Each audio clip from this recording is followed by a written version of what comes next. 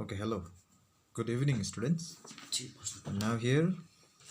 I'm going to continue with the classes. Okay, so with our chapter, this one, biotechnology principle and its process. Okay, so till the last class that we have discussed, you know, till up to cloning vectors and host as a tools of recombinant, you know, recombinant DNA technology, right? So त्यहाँसम्म हामीले पढेको थियौँ last year okay A sorry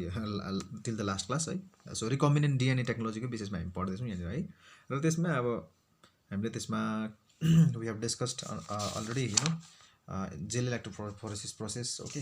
where and the construction of recombinant DNA. Actually, we were discussing with the construction of recombinant DNA, how the recombinant DNA can be, it can be made,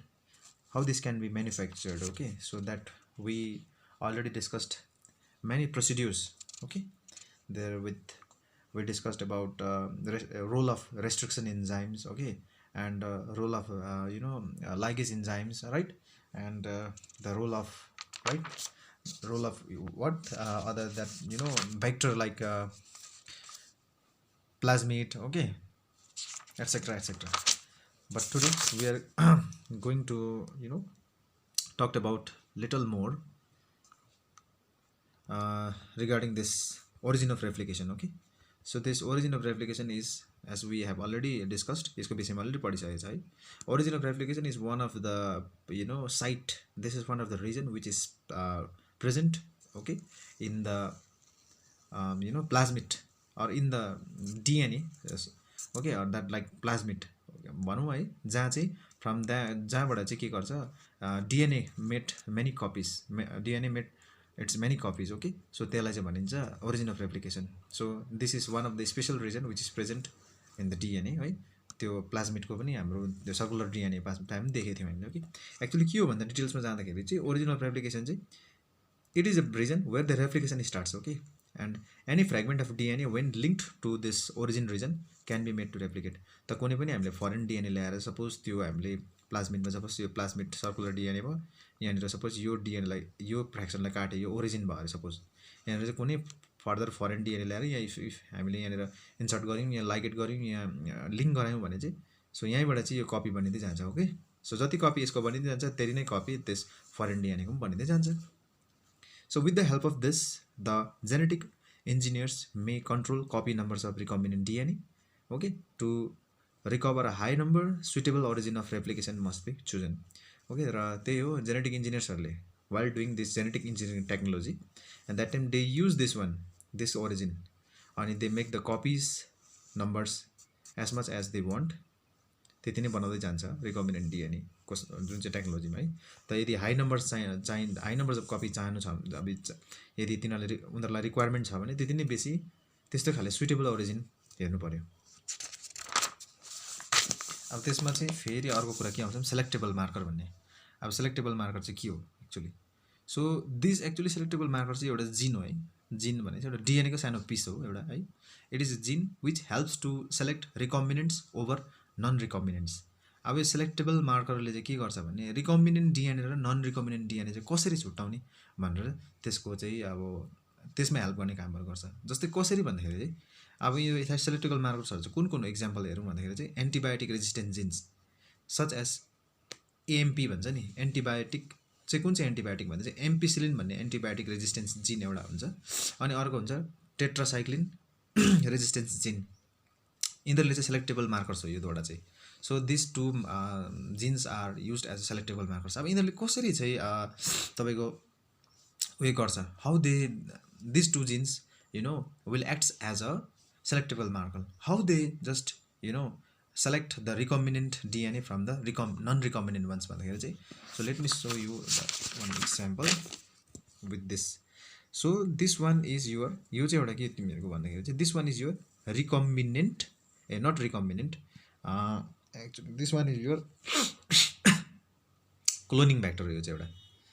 E coli cloning vector है. यो अब E coli is cloning vector मात्रै हो. यो actually के हुन्छ cloning vector, मैले भन्दै थिएँ क्लोनिङ भेक्टर दिस यो चाहिँ इकोलाईमा हालेको छ है, इकोलाईमा बनाएको, इकोलाई ब्याक्टेरियामा राखेको त्यसको एउटा डिएनए हो यो. अनि इकोलाई चाहिँ अब त्यसमा चाहिँ किनभने यो प्लाज्मिड यो सर्कुलर डिएनए हालेको छ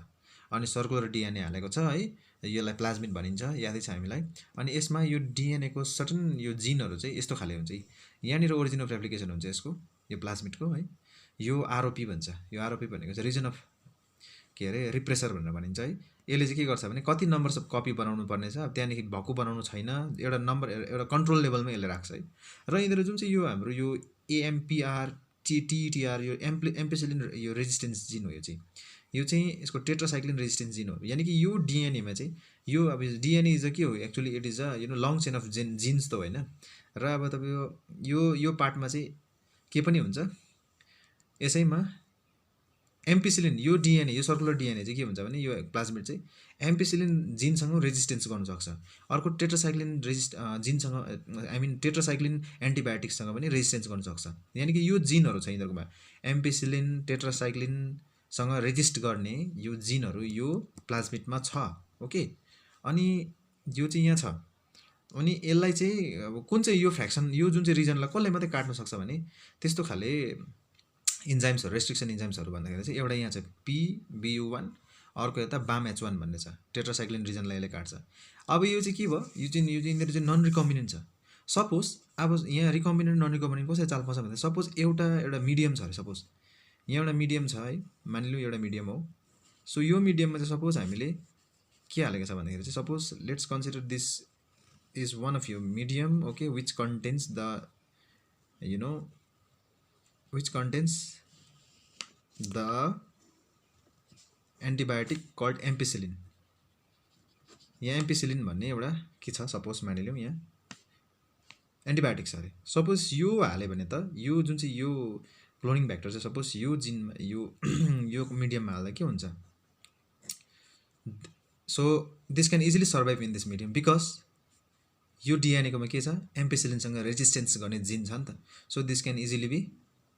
survive this will easily be survive over in this situation even योमा मात्रै होइन यसमा सपोज अर्को मिडियम टेट्रासाइक्लिन छ भने पनि टेट्रासाइक्लिनमा पनि यो डिएनए सर्भाइभ गर्नसक्छ यो प्लाज्मिड भ्याक्टर सर्भाइभ गर्नसक्छ यो डिएनए सर्भाइभ गर्नसक्छ इफ यो मिडियममा चाहिँ सपोज हामीले चाहिँ के हाल्यौँ अरे सपोज यहाँनिर चाहिँ मैले यो मिडियममा सपोज अर्कै जिन स्ट्रेप्टोमाइसिन भन्ने भन्ने अर्को सपोज मैले यहाँ त्यो खाले एन्टिबायोटिक हाल्यौँ भने चाहिँ वाट ह्यापन्स यो यहाँ हाल्यो भने चाहिँ त्यतिखेर चाहिँ के हुन्छ भनेको चाहिँ दिस विल डाई बिकज यसमा चाहिँ यो डिएनएमा स्ट्रेप्टोमाइसिनसँगको रेजिस्टेन्स गर्ने कुनै जिन छैन सो एट द्याट टाइम चाहिँ this DNA will not remain as a effective one and that time चाहिँ यो चाहिँ नन रिकम्बिनेन्ट यो चाहिँ रिकम्बिनेन्टको रूपमा भयो नि त भन्नु मतलब चाहिँ यसमा सपोज यो रिजनमा सपोज ल्याएर हामीले सपोज स्ट्रेप्टोमाइसिन रेजिस्ट गर्ने जिन हाल्यौँ भने चाहिँ फेरि रिकम्बिनेन्ट भयो र नभए चाहिँ यहाँसम्म चाहिँ यो चाहिँ के भयो यो चाहिँ के भयो रिकम्बिनेन्ट रूपमा आयो नि त यहाँसम्म हाल्दा चाहिँ नन रिकम्बिनेन्ट भयो कुनै रिकम्बिनेन्ट भएको छैन यो यसमा जे छ त्यही छ र यो नन रिकम्बिनेन्ट भयो रिकम्बिनेन्ट यहाँ नन रिकम्बिनेन्ट भइरहेछ किन यहाँ हाल्दा मर्दैन नि त यहाँ हाल्दा चाहिँ मर्छ भनेपछि नन रिकम्बिनेन्ट भयो यानि कि योसँग रिकम्बाइन भएको छैन है सो यदि त्यसलाई चाहिँ हामीले यो हाल्यो भने स्ट्रेप्टोमाइसिन हाल्यो भने चाहिँ रिकम्बिनेन्ट्स भयो यहाँनिर रिकम्बाइन भएको त्यो र नन रिकम्बिनेन्ट भने यसरी चाहिँ सेलेक्टेबल मार्करले छुट्याउने काम गर्छ अन्डरस्टुड कुनै मिडियममा यो मिडियममा स्ट्रेप्टोमाइसिन थियो यहाँ हाल्यो नन रिकम्बिनेन्ट भइगयो यो रिकम्बिनेन्ट भयो किनकि नयाँ कुरा आएर कम्बाइन हुँदैछ रिकम्बिनेन्ट भयो